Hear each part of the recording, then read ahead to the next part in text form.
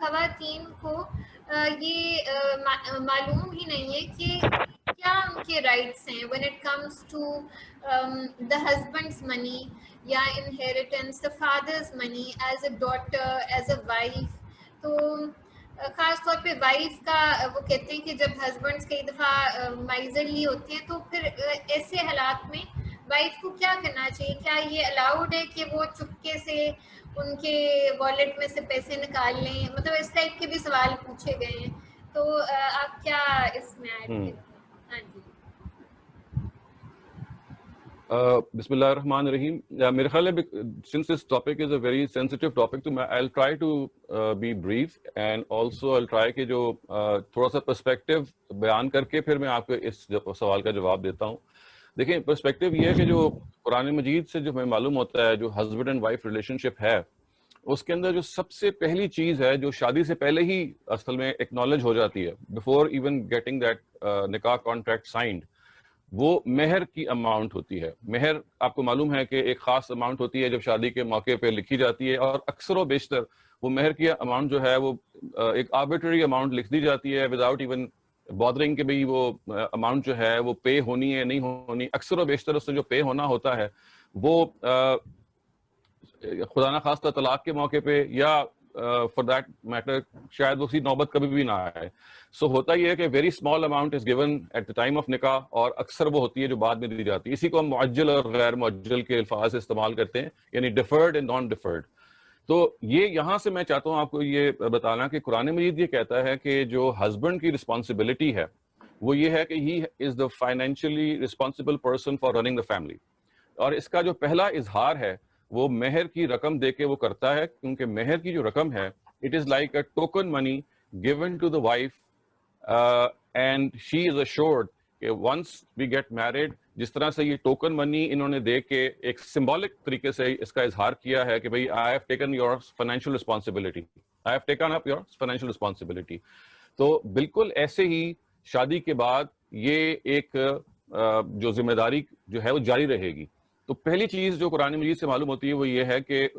بیوی جو ہے وہ ارن کرے یا نہ کرے، that is a sweet will, that is entirely dependent on her. کرتی ہیں پروفیشنل کوئی کام کرتی ہیں، بہت اچھی بات ہے، سوسائٹی میں کنٹریبیوٹ کریں، لیکن if she decides to be non working lady and she wants to stay at home, stay home mom جسے آپ کہتے ہیں، تو شی ہیز دس رائٹ. اور ہسبینڈ جو ہے he is liable actually to give that money every month, جس سے وہ گھر کا خرچ اور خاتون کی جو اپنی پاکٹ بنی ہے جس کو اکثر نظر انداز کر دیا جاتا ہے، تو یہ ہسبینڈ کی رسپانسبلٹی ہے. اور جب وہ مہر دیتا ہے تو وہ یہ اس کا اقرار کرتا ہے کہ دیکھیے یہ میں آپ کو اپنی سیریوسٹی کو پلیج کر رہا ہوں کہ یہ اماؤنٹ میں شادی سے پہلے ہی آپ کو ایک سرٹن اماؤنٹ دے رہا ہوں. وہ اماؤنٹ جو ہے وہ خاتون کی اور سوسائٹی کی جو کنونشنز ہیں اس کے لحاظ سے، جو خاتون کی ڈیمانڈ اور سوسائٹی کنونشنز کے لحاظ سے طے کی جا سکتی ہے. قرآن مجید نے ایسی کوئی اماؤنٹ فکس نہیں کی، بلکہ کہا ہے کہ معروف پہ چھوڑ دیا گیا ہے. معروف کا مطلب جو کسٹمز ہیں، جو کنونشنز ہیں. لیکن مہر کی اگر یہ سگنیفیکینس معلوم ہو جائے ہسبینڈ کو بھی اور وائف کو بھی بفور گیٹنگ میرڈ، ان کو پتہ چلے گا کہ دیکھیے یہ ایک دس از اے سمبولک ایکسپریشن کہ ہسبینڈ نے ذمہ داری لے لی ہے. اور اسی لیے یہ ضروری ہے کہ وہ مہر کی اماؤنٹ شادی کے موقع پہ ساری ادا کر دی جائے، یعنی اسپرٹ اس کی یہ ہے تاکہ وائف کو ایک کانفیڈنس ہو کہ بھئی دیکھیں he is now going to be my responsible person for earning finances. So پہلی چیز تو یہ ہے. اس کے بعد دیکھیے جو اگلی چیز ہے وہ یہ ہے کہ ہمارے ہاں یہ تصور کر لیا جاتا ہے کہ جیسے گھر کے چلانے کی جو ذمہ داری ہے، یعنی مینجمنٹ کی میں بات کر رہا ہوں، وہ ایک خاتون کے اوپر ہے. اور قرآن مجید یا ہمارا جو ظاہر ہے کہ ایسٹرن کلچر چونکہ اس میں بہت زیادہ کانگروس ہے، دے تھنک کہ بھئی یہ یہی بتا رہا ہے. سو گھر یہ ذمہ داری سمجھ لی جاتی ہے کہ جو بیوی ہے اس کی ذمہ داری ہے بچوں کو پالنا اور گھر کی مینجمنٹ ہے، اس پہ کھانا پکانا ہے، اس پہ صفائی ہے، اس پہ کپڑے دھونا ہے. یہ بھی میں آپ سے عرض کر دوں کہ اس طرح کی کوئی چیز نہ قرآن مجید میں بیان ہوئی ہے، نہ نبی صلی اللہ علیہ وسلم کی کسی حدیث میں بیان ہوئی ہے، اور نہ یہ کوئی قرآن کا منشا ہے. قرآن مجید یہ کہتا ہے کہ ایک سرٹن اماؤنٹ آپ نے ہر مہینے اپنے بیوی کے ہاتھ پہ رکھنی ہے. وہ میں اس کی بھی تفصیل آپ کو بتاتا ہوں. لیکن اس کے بعد گھر کا سسٹم کیا بنے گا، یعنی who is going to look after the chores outside the house, who is going to look after some chores inside the house. اس میں یہ ایک میوچل کنسنٹ ہے یعنی بہت سارے ہسبینڈ ایسے ہوتے ہیں کہ دے آر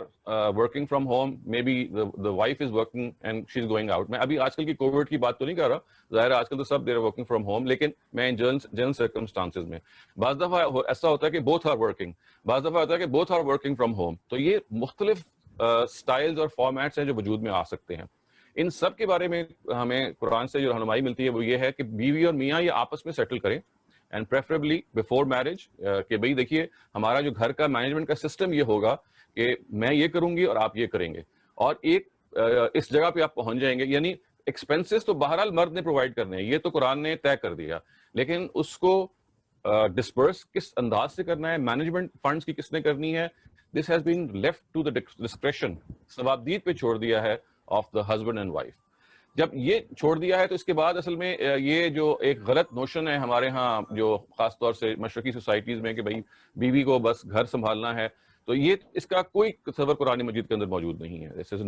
نہ کوئی ایسی سوسائٹی ہے جس کے بارے میں آپ کہہ سکیں کہ اس چیز کو لاگو کیا گیا, بلکہ اس کو کنونشنز پہ, حالات پہ, این ممکن ہے کہ ایسا ہی ہو کہ جو مرد حضرات ہیں they are working outside اور خواتین are looking after the house, کسی نے تو کرنا ہے. لیکن آپ یہ کہیں کہ یہ کوئی سیٹ پیٹرن ہے جو قرآن مجید نے یا دین نے تجویز کر دیا, ایسا نہیں ہے. دین نے جو کچھ تجویز کی ہیں وہ ابھی تک میں نے آپ کو دو باتیں بتائی ہیں. ایک یہ کہ مہر کی جو رقم ہے وہ آپ نے دینی ہے as a husband to your wife, which shows your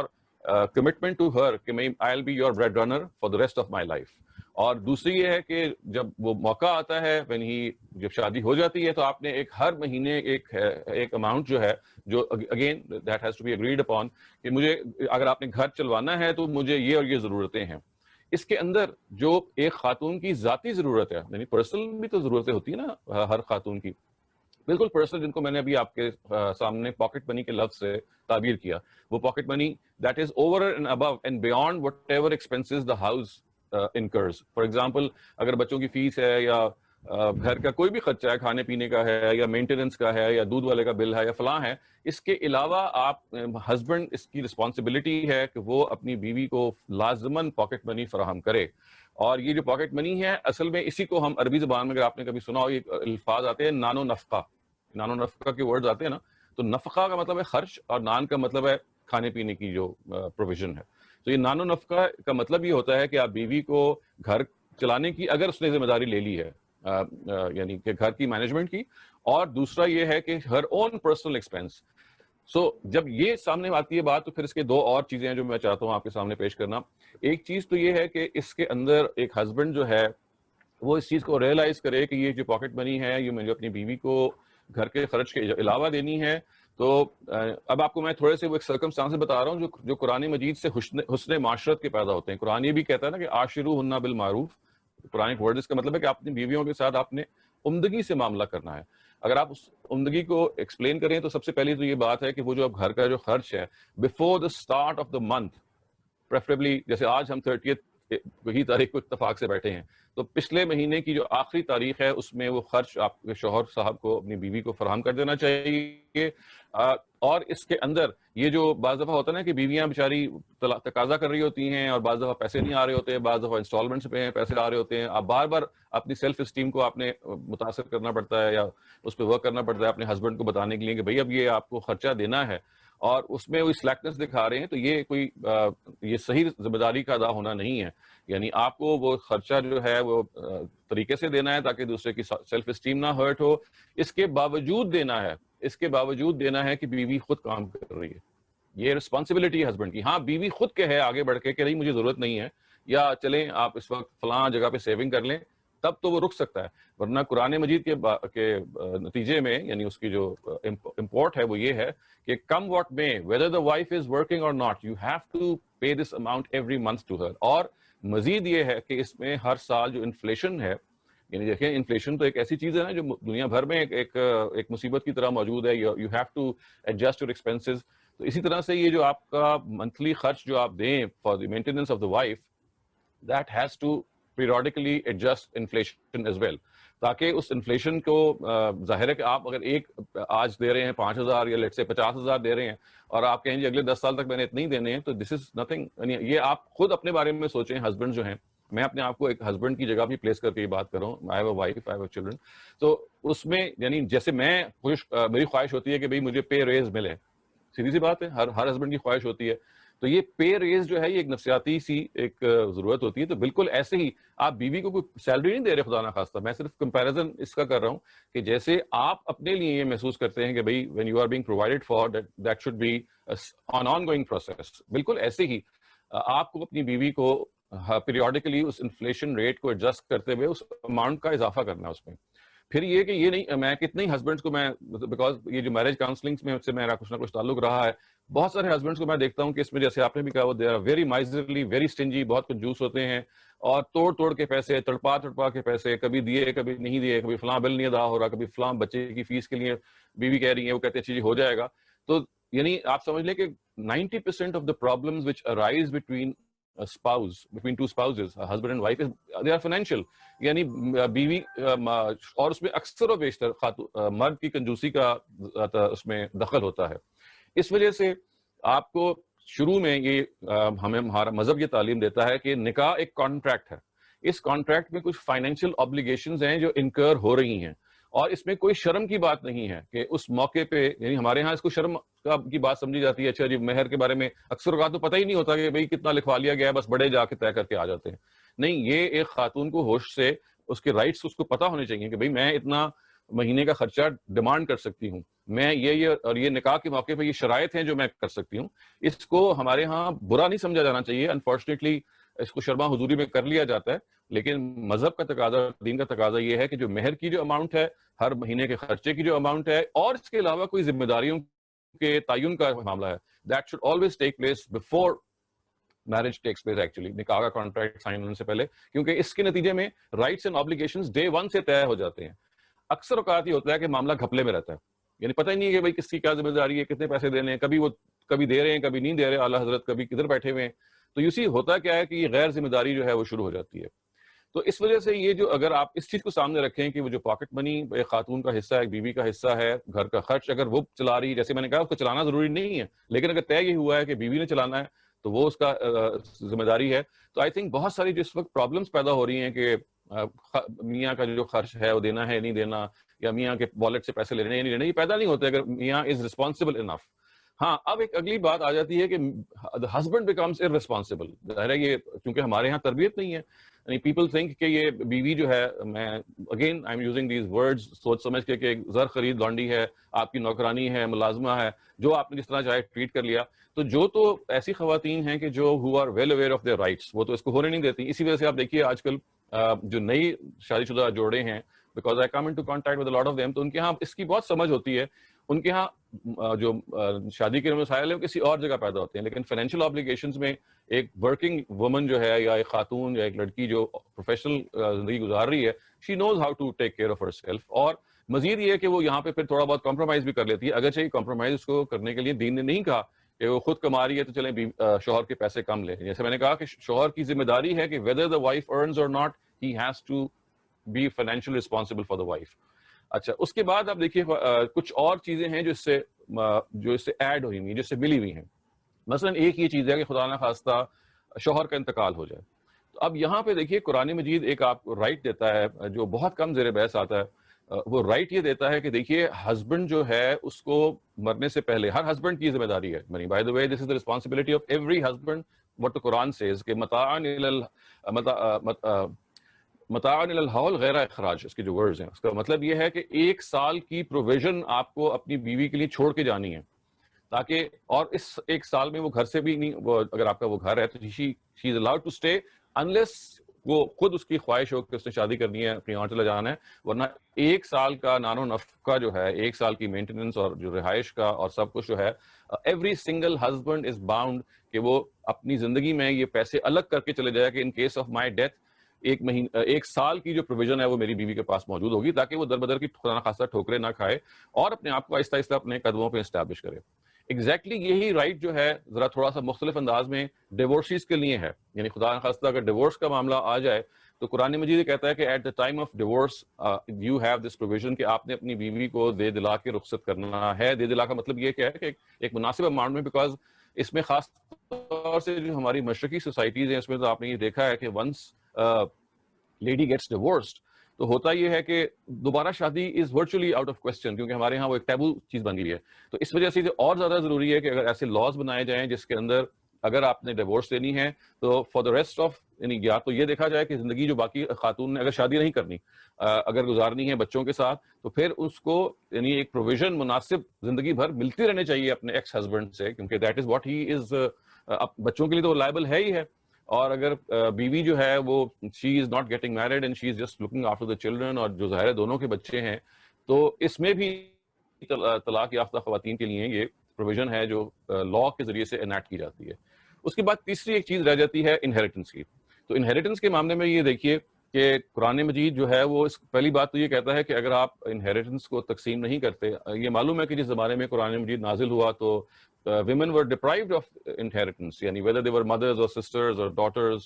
ان کو کوئی وہ بالکل نہیں ہوتی تھی, یعنی سے کہتے ہیں کہ کوئی رائٹس نہیں تھے. اور آج بھی آپ دیکھیے کہ بہت سارے فیملیز کے اندر there are no rights which women have, یعنی at least they are not aware of their rights or they are not given their rights. چنانچہ یہ تو عام ہوتا ہے کہ جو بہنیں ہیں وہ اگر باپ یا ماں کی میراث تقسیم ہو رہی ہے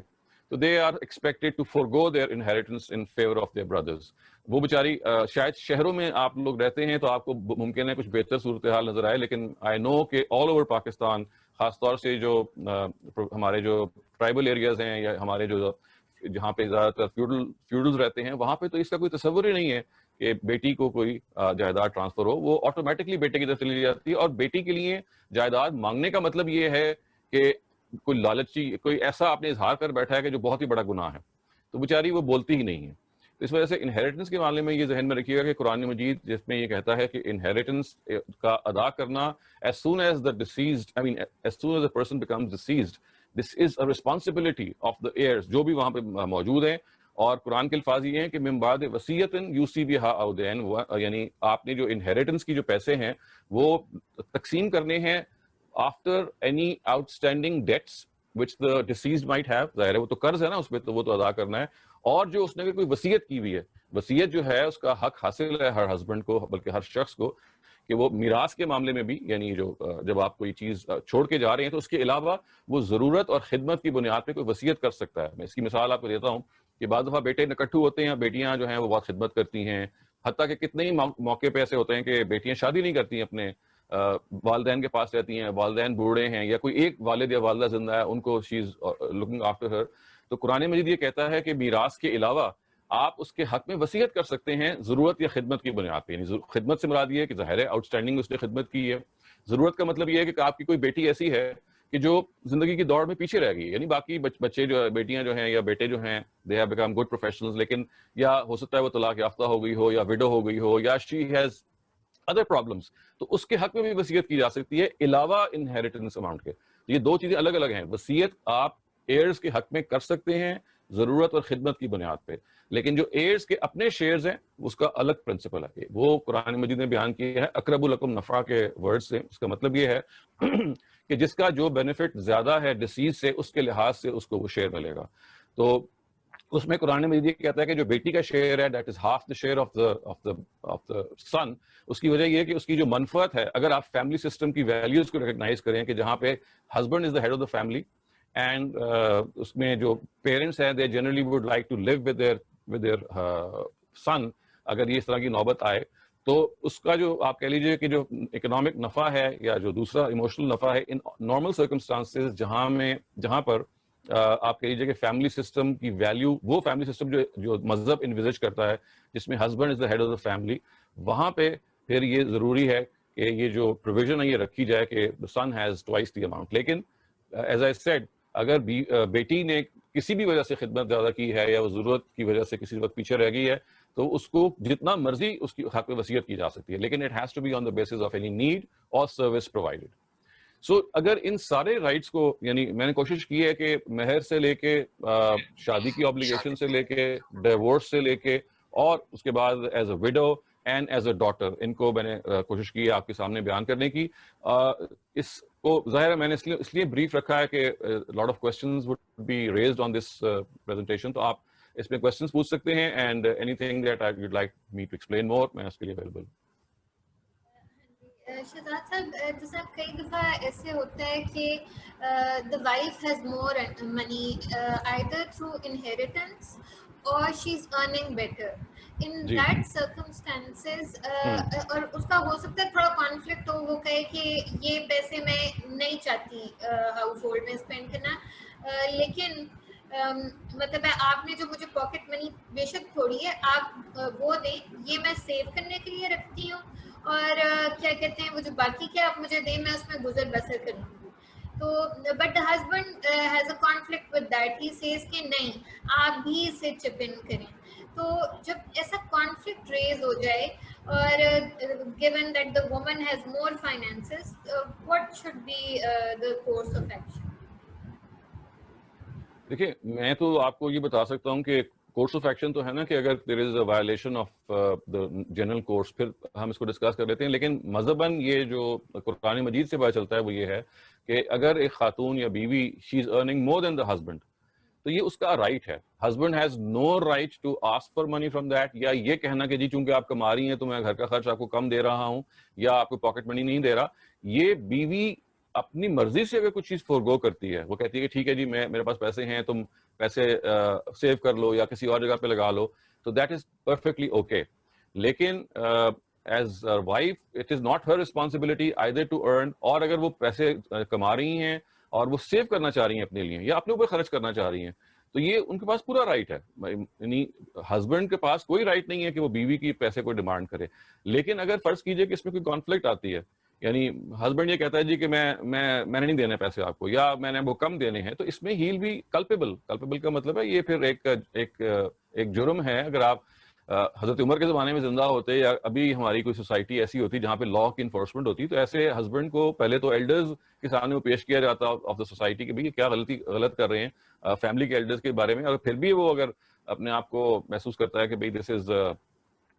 یہ مسئلہ حل نہیں ہو رہا تو یہ عدالت تک معاملہ جا سکتا ہے. لیکن ہیونگ سیڈ دیٹ آئی نو کہ جب یہ معاملے عدالت میں اور دنیا میں جاتے ہیں تو پھر خاندان کے ٹوٹنے کا خطرہ ہوتا ہے. تو اس لیے آپ دیکھیے کہ جب کوئی روش غلط استعمال کر لے ہسبینڈ جو ہے, یعنی when ever he is deviating from the right course, تو پھر اب آپ کو یہ ایز اے وائف سوچنا ہے کہ مجھے اپنے گھر کی رسوائی بھی نہیں کرنی سوسائٹی میں. میں نے رائٹس تو بتا دی ہیں, رائٹس تو اس کے یہ ہیں کہ وہ she can go to the court and have that husband make her provide that money اگر وہ نہیں کر رہے تو. لیکن سینسیبل سرکمسٹانسز ہیں اس میں بعض دفعہ انسان تھوڑا کمپرومائز کر لیتا ہے, تھوڑا یہ سمجھاتا ہے کہ دیکھیے یہ اور یہ چیزیں ہیں جو ہمیں مل کے کرنی ہیں. اور سب سے بڑی بات دیکھیں جو میں نے آپ کو بتایا کہ before you sign your marriage contract, یہ ایک آپ کے درمیان ایک نکاح ہے, تو یہ ایک ذمہ داریوں کی حقوق و فرائض کی تقسیم کا ایک ڈاکیومنٹ ہے. یہ اکثر یہ چیزیں پہلے سے ڈسکس ہونی چاہیے. انفارچونیٹلی ہمارے یہاں پہلے سے تو کبھی ان کی زیر بحث ہی نہیں آتی, ان کو شرما حضوری میں چھوڑ دیا جاتا ہے. تو میں اس لیے کہتا ہوں آئیڈیلی تو یہ ہے کہ اس کو پہلے سے وجود میں آنا چاہیے. اب سچویشن آپ نے بتائی کہ نہیں اتفاق سے ایسا نہیں ہو سکا اور لوگوں کو بھی اویئرنیس نہیں تھی, اور ایک موقع پہ ایک ڈسپیوٹ پیدا ہوگی. اب دیکھیں اس ڈسپیوٹ کو پھر کیس ٹو کیس ریزالو کیا جا سکتا ہے. یعنی میں کوئی رول آف تھم آپ کو نہیں بتا سکتا. یعنی ہو سکتا ہے کسی کیس میں آپ کو کہوں کہ یہ کمپرومائز کر لیں, کسی کیس میں کہوں جی یہ تو شوہر جو ہیں یہ اس کی ہی از بیکمنگ, یعنی جس طرح سے بہیو کر رہے ہیں چھوٹے چھوٹے معاملات میں یہ الٹیمیٹلی آگے جا کے بہت زیادہ پرابلم پیدا کریں گے. تو ہو سکتا ہے ہم ایڈوائز کریں کہ دس از ناٹ,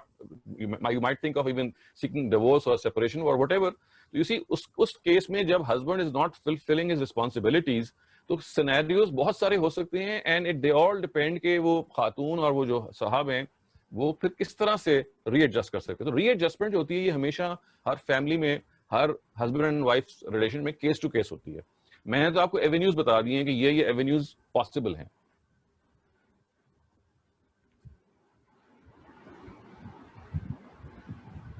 ایک اور سوال تھا شہزاد صاحب,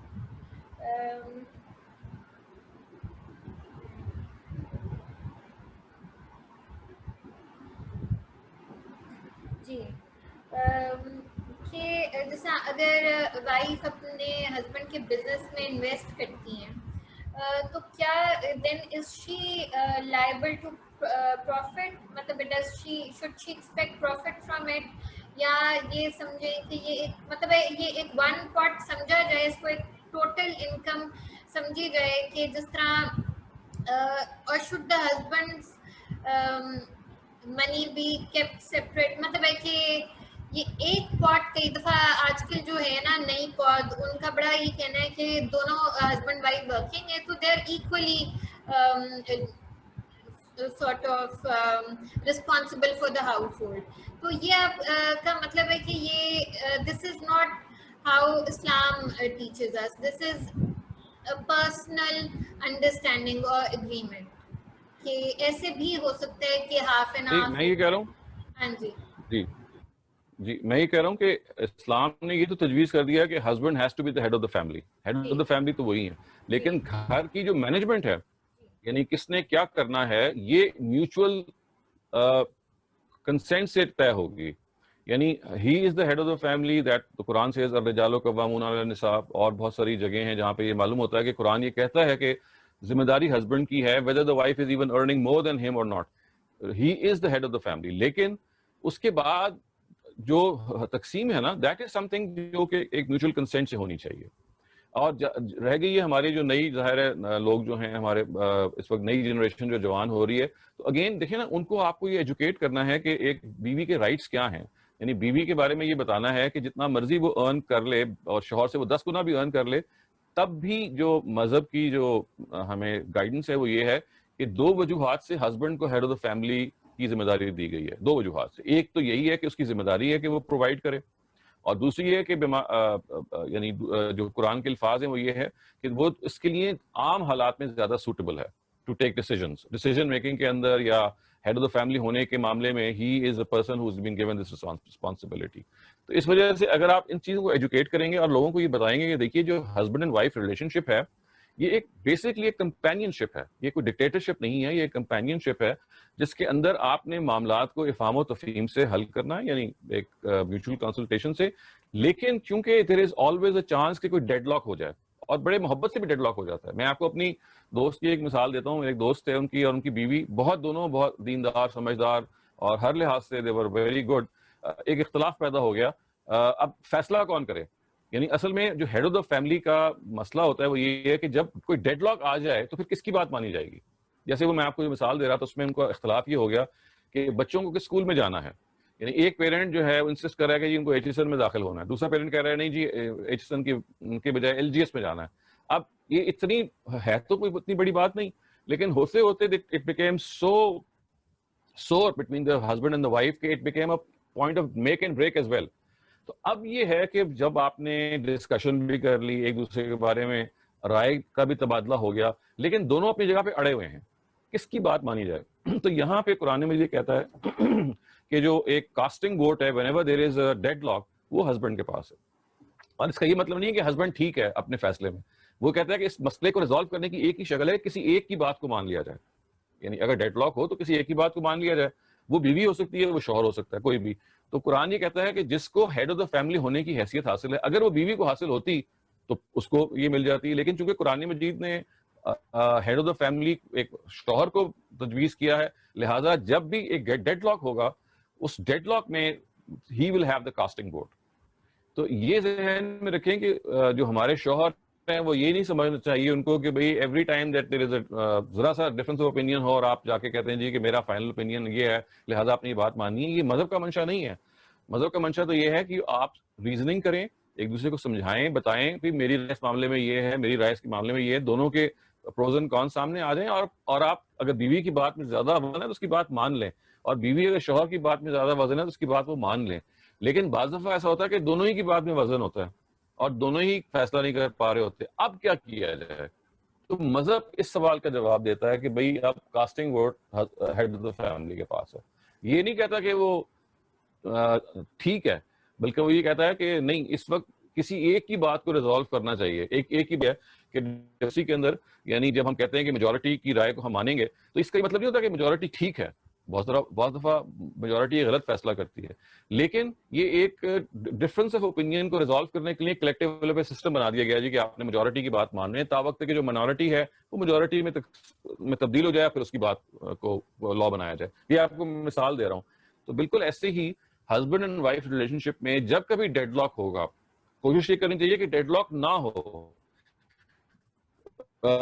استدلال سے, آرگیومنٹ سے, ریزننگ سے ایک دوسرے کی بات کو سمجھ کے جس کی بات معقول ہے مان لی جائے, تو پھر ابھی فیصلہ نہیں ہوگا, ایک ڈسپیوٹ بن جائے گی. تو اس وجہ سے there has to be one person یعنی امنگ دا ٹو جس کی بات کو الٹیمیٹلی پھر مانا جائے. جی اور شہزاد صاحب اکثر یہ انہیریٹنس پہ آ جاتے ہیں کہ یہ بہت مسکنسیپشن ہے کہ جیسا اگر ایک بھائی ہے اور دو بہنیں تو کہتے ہیں جی کہ the sister gets half of what the brother gets. تو اس میں جب دو بہنیں ہو گئیں تو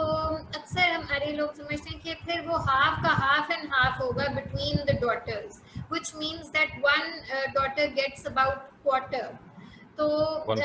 is this right or is this a misconception? دیکھیں اس کا یہ ہے کہ every daughter will get half the share of the son, یہ سمپل سا فارمولا ہے. یعنی جو بھی آپ اس کو ٹرانسلیٹ کریں جس طرح سے آپ نے بتایا کہ the daughter will get half the share of every son, یعنی اگر سن کو ہاف مل رہا ہے کسی بھی سن کو تو ہر ڈاٹر کو 1/4 ملے گا. یعنی یہ دس ہاف شیئر کا مطلب یہ نہیں ہے کہ وہ ہاف سے ہاف ہوگا, بلکہ اوور آل جو شیئرز ہیں اس میں سے جو بھی بیٹے کو مل رہا ہے اس کا ہاف بیٹی کو ملے گا. ہر بیٹی اور اس کو کی ہاف ملے گا. جی میں نے آپ کو اس کی وجہ بھی بتائی کہ دیکھیے قرآن مجید میں جو وجہ ہے انہیریٹنس کی ہاف رکھنے کی بیٹی کے معاملے میں, قرآن یہ کہتا ہے کہ یہ جو انہیریٹنس کے بارے میں فارمولا ہے نا کہ کس کو کتنا دیا جائے, اس کے بارے میں سب سے پہلے تو یہ دیکھیں کہ اس میں مرد اور عورت میں ڈسٹنکشن نہیں کی گئی. چنانچہ آپ دیکھیں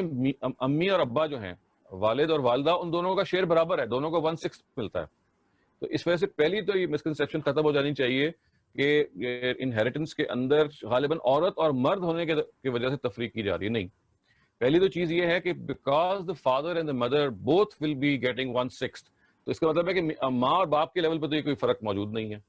اچھا, اس فرق بیٹی کے معاملے میں ہو سکتا ہے, بیٹی اور بیٹے میں, اور اگر بیوی کی ڈیتھ ہو رہی ہے تو شوہر کو کتنا ملے گا, اور شوہر کی ڈیتھ ہو رہی ہے تو بیوی کو کتنا ملے گا, اس میں ہو سکتا ہے. لیکن بیٹی کے معاملے میں ہو یا بیوی کے یا پیرنٹس کے, قرآن یہ کہتا ہے کہ دیکھیے یہ جو شیئرز کی ڈسٹریبیوشن ہے, یہ قرآن کہتا ہے اس کا فیصلہ اللہ تعالیٰ کہتے ہیں میں کروں گا, کیونکہ آپ کے پاس کوئی ریزننگ نہیں ہے, کوئی بنیاد نہیں ہے جس کی بنیاد پہ you are able to settle کہ بھائی کس کو کتنا ملنا چاہیے. تو قرآن کہتا ہے کہ اس کی جو بیسز اللہ تعالیٰ طے کرتے ہیں وہ یہ ہے کہ جو ڈسیزڈ اور جو ایئرز ہیں ان کے درمیان جو منفعت کا تعلق ہے, منفعت کا مطلب بینیفٹ, کس کو بینیفٹ کس سے زیادہ ہوتا ہے عام طور سے, اس کے لحاظ سے شیئرز کو دیے جاتے ہیں. عام حالات میں بیٹے کا جو بینیفٹ ہے وہ ماں باپ کے لیے بیٹے کا زیادہ ہوتا ہے, کیونکہ ظاہر ہے جیسے میں نے کہا کہ ہیڈ آف دا فیملی ہونے کے ناطے بیٹا جو ہے اس کے پاس ماں باپ رہ بھی سکتے ہیں, بیٹا جو ہے وہ ماں باپ کی زیادہ خدمت بھی کر سکتا ہے عام حالات میں. لیکن جیسے میں نے کہا کہ خاص حالات میں بیٹیاں بعض بیٹوں سے زیادہ کر دیتی ہیں, تو اس کیس میں ان کو اپنی انہیریٹنس میں تو ہاف ہی ملے گا, لیکن وصیت کر کے ان کو زیادہ دیا جا سکتا ہے because of the fact that they have served their parents, اور وہ کہیں زیادہ دیا جا سکتا ہے. ہو سکتا ہے کہ وہ اتنا زیادہ ہو کہ جو آپ کو ایئر کی طور پہ شیئر مل رہا ہے اس کو وہ کاٹ جائے, اس سے بھی آگے چلا جائے. تو اس وجہ سے دیکھیے ان سرکمسٹانسز کو سمجھنے کی کوشش کرنی چاہیے کہ بیٹی کا جو ہاف شیئر ہے that is in normal circumstances, کیونکہ جو باپ کو بیٹی سے نفع اور بیٹے سے ہو سکتا ہے اس میں عام حالات میں بیٹے کا نفع زیادہ ہے, اس وجہ سے اس کو ڈبل شیئر دیا گیا. لیکن ان سرکمسٹانسز کے جہاں یہ نہیں ہے وہاں پہ پروویژن رکھی گئی ہے کہ آپ بیٹی کے حق میں وصیت کر سکتے ہیں on the basis of any need اور سروس رینڈرڈ. جی شہزاد صاحب, یہ تو پیرنٹس کے اوپر ہے کہ وہ جیسے آپ کہہ رہے ہیں نا وصیت کے مطابق زیادہ بھی دے سکتے ہیں اگر ان کو لگتا ہے کسی نے زیادہ خدمت کی ہے. لیکن باقی کے بہن بھائی اس بات پہ مطلب اعتراض کریں کہ یہ انہوں نے ہمارے پیرنٹس نے فیوریٹزم کیا ہے یا یہ ان کا بائسڈ بیہیویئر تھا, تو کیا اس سینیریو میں مطلب یہ کوئی کوڈ یا مطلب شریعہ لا what does it have to say؟ دیکھیں ہر وہ وصیت جو کہ کسی نہ کسی ظلم پر بیسڈ ہو سکتی ہے, جو اگر ایئرز محسوس کریں اس کو کورٹ میں چیلنج کیا جا سکتا ہے, لے جایا جا سکتا ہے اور یہ بتایا جا سکتا ہے, لیکن پھر اس کو پروو کرنے کے آپ کے پاس گراؤنڈز ہونے چاہیے. لیکن یہ کہ کوئی بھی ایسی جگہ جہاں پہ یہ ایئرز یہ سمجھیں کہ ان کو ڈپرائیو کیا گیا, جیسے آپ صحیح کہہ رہی ہیں کہ اس کو مس یوز بھی کیا جا سکتا ہے کہ کوئی کسی ایک بچے کی طرف زیادہ التفات کر دیا جائے, اور حالانکہ وہ اس قابل نہ ہو لیکن ماں یا باپ کسی ایک کی نظر اس کی طرف زیادہ ہے, زیادہ وہ فیوریٹ ہے, تو یہ مس یوز ہو سکتی ہے. تو in case of any misuse it can be challenged. اور کئی کیسز میں تو بلکہ ایسے ہوتا ہے کہ جیسا بھائی ہیں خاص طور پہ ہمارے کلچر میں وہ بہنوں کا رائٹ ہی نہیں دینے کو تیار ہوتے ہیں. تو اگر تو پیرنٹس کی زندگی میں ایسے ہو اور کسی بہن کو یا کسی جیسا اولاد فیمیل اولاد کو زیادہ ہیلپ کی ضرورت ہے تو کیا کہتے ہیں اور کنٹرول بھائی کئی دفعہ ہوتا ہے کہ ہیڈ آف دا ہاؤس بڑا بیٹا بن جاتا ہے تو اس کے ہاتھ میں کنٹرول ہو. پیرنٹس بھی اس بات سے خوش نہ ہو کہ بھئی آپ ہمارے اس بچے کو نہیں دے رہے جو اس کا رائٹ ہے بلکہ اس کو زیادہ ضرورت ہے. تو اس جو سچویشن ہے اس میں کیا دین کیا کہتے دیکھیے یہ تو ہر وہ سچویشن کی جو مذہب کی تجویز کردہ سچویشن سے مخالف جاتی ہے obviously وہ ایک ڈیویشن ہے, اس کو پھر بیٹھ کے ریزالو کیا جاتا ہے. بعض دفعہ فیملی کے ایلڈرز بیٹھ جاتے ہیں, بعض دفعہ انفارچونیٹلی یہ ہوتا ہے کہ آپ کو کورٹ تک سے رجوع کرنا پڑ جاتا ہے. لیکن یہ ساری وہ چیزیں ہیں کہ جو آپشنس کے طور پہ اویلیبل ہیں. جب کوئی ڈسپیوٹ ہو جائے تو وہ اس ڈسپیوٹ کو پہلے تو لوکل لیول کا مطلب ہے فیملی لیول پہ ریزالو ہونے کی کوشش کی جانی چاہیے کہ یہ ایک زیادتی ہے, یہ ایک غلط طریقہ ہے جو وجود میں آ گیا ہے. This is the case with every dispute, چاہے وہ میراث انہیریٹنس سے متعلق ہو, چاہے وہ کسی اور رائٹ سے متعلق ہو, کہ پہلے اس کو لوکل لیول پہ فیملی لیول پہ فیملی کے جو ایلڈرز ہیں یا کوئی تھرڈ پارٹی انٹرفیئرنس ہے اس کے ذریعے سے, کیونکہ کوئی بھی نہیں چاہتا کہ آپ کی جو گھر کی بات ہے وہ کورٹ تک جائے, اور کیونکہ اس کے نتیجے میں پھر خاندان خراب ہو جاتے ہیں, جگ ہسائی الگ ہوتی ہے.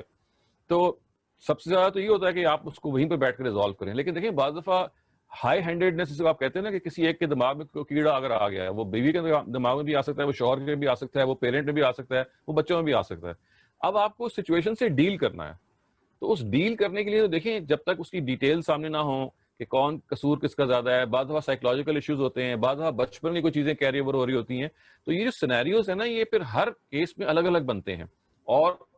پھر جو کاؤنسلرز ہوتے ہیں یا ایڈوائزرز ہوتے ہیں یا فیملی کے جو ایلڈرز ہوتے ہیں وہ پھر ان ساری چیزوں کو دیکھ کے کوئی نہ کوئی رائے قائم کرتے ہیں. تو میں تو آپ کو یہ بتاؤں گا کہ جب کوئی ڈیویشن ہو جائے تو اس میں حکمت کا جو طریقہ ہے وہ اختیار کرنا چاہیے. جو آدمی ڈسپیوٹ کر رہا ہے اس کے دو طریقے ہو سکتے ہیں, ایک تو غلط فہمی میں وہ ڈسپیوٹ کر رہا ہے تو وہ تھوڑی سی گفتگو سے سمجھائی جا سکتی ہے, اور ایک یہ ہے کہ ایک آدمی تل گیا ہے زیادتی کرنے پہ, مطلب یا وہ شوہر ہے یا وہ باپ ہے. اگر وہ تل گیا ہے اور آپ یہ سمجھتے ہیں کہ اس کو چیک کرنا ہے تو آپ کے پاس دو ہی طریقے ہیں, یا آپ کورٹ سے چارہ جوئی کریں گے اور یا آپ کہیں گے یار میں نے چکر میں نہیں پڑنا, I just for go and میں اپنی پٹیشن اللہ میاں کے میں نے کورٹ میں درج کرا دی ہے, میں دنیا میں میرے پاس ٹائم نہیں ہے بھاگ دوڑ کرنے کا, ہمارے کورٹس بھی اتنے زیادہ جسٹس فراہم نہیں کرتے. I am going to forgo here, I am going to stay silent, but I am going to tell them کہ دیکھو یہاں تو آپ مجھ سے زیادتی کر رہے ہیں اور میں خاموش ہوں, لیکن اللہ کے آگے میں آپ کو پکڑوں گی یا پکڑوں گا. تو یہ طریقے مختلف ہیں جو اختیار کیے جا سکتے ہیں. تو مطلب میراث کو فور گو بھی کیا جا سکتا ہے, اگر آپ سمجھیں کہ آپ بالکل فورگو کا مطلب یہ ہے کہ آپ اف یو تھنک اگر آپ یہ سمجھتے ہیں کہ بھی لینے سے کوئی فساد پیدا ہوگا تو آپ یہ ایک نوٹ آف اپنا ڈیسینٹ بتا کے کہ بھئی آپ زیادتی ہے جو میرے سے ہو رہی ہے, لیکن میں زیادتی کو صرف برداشت کر رہی ہوں یا کر رہا ہوں فار سرٹن ریزنز, یہ ہے غلط بات. اور آپ چاہیں تو obviously آپ چارہ جوئی کر سکتے ہیں کورٹ میں جا کے, لیکن میں نے جیسے کہا کہ ہمارے کورٹس انصاف دیتے نہیں ہیں. ہاں اگر آپ کسی باہر کے ملک میں ہیں تو ایک بالکل الگ بات ہے, وہاں آپ کو شاید انصاف مل بھی جائے, لیکن پاکستان جیسے ملک میں انصاف آپ کو نہیں ملتا.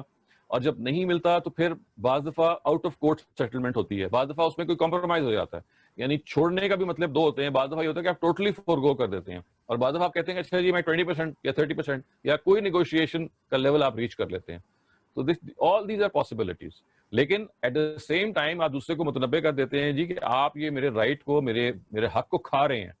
اور میں قیامت کے دن پھر آپ سے اس کے بارے میں اللہ تعالیٰ سے کہوں گی یہ حساب لے. That is it. پھر آپ اس سے زیادہ آپ کیا کر سکتے ہیں؟